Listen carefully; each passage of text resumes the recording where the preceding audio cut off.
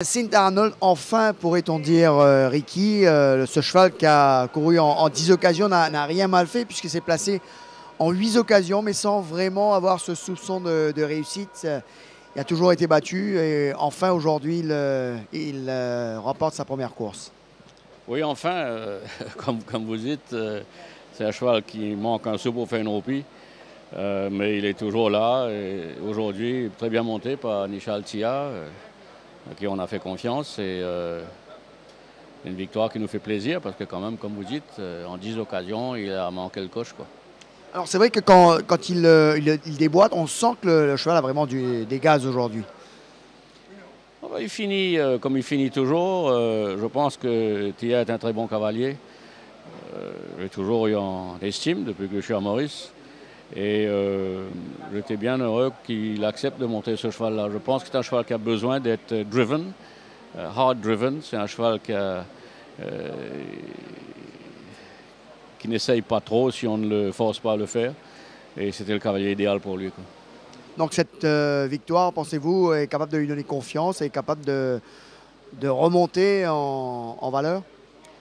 Écoutez, on a attendu 10 courses avant qu'il gagne une course. On ne va pas être trop optimiste, quoi. Il faut voir, laisser-le reprendre cette course-là. Et puis, dans le même genre de classe, je pense qu'il gagnera encore une course avant la fin de l'année, j'espère tout au moins, quoi.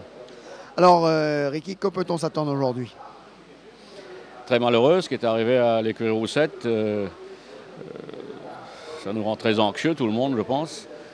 Et c'est dommage, c'est pas bon pour les courses, c'est certain. Bon, ceci dit, on va prendre avantage de la situation autant qu'on peut, comme les autres vont faire. Gilbert avait de très bons partants, de très bonnes chances avec un fameux jockey qui est Robbie Frad.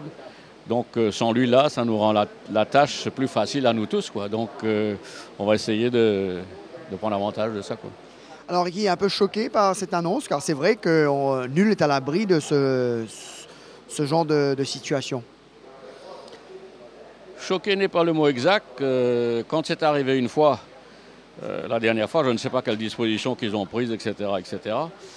Mais c'est très possible que ça arrive une deuxième fois, surtout avec un produit en anabolisant, parce que c'est des produits qui aujourd'hui sont faciles à détecter et qui sont assez freely available, c'est ce que je comprends bien.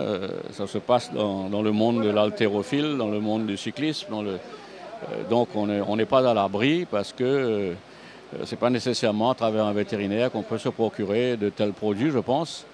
Donc c'est très angoissant, quoi.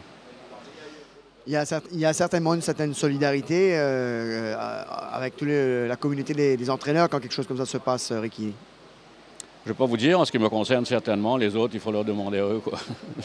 Merci, en tous les cas, en espérant vous retrouver un peu plus tard, pourquoi pas. Oui, j'espère bien. Bravo, Ricky. Donc voilà les impressions de Ricky Magar après la victoire de St Arnold,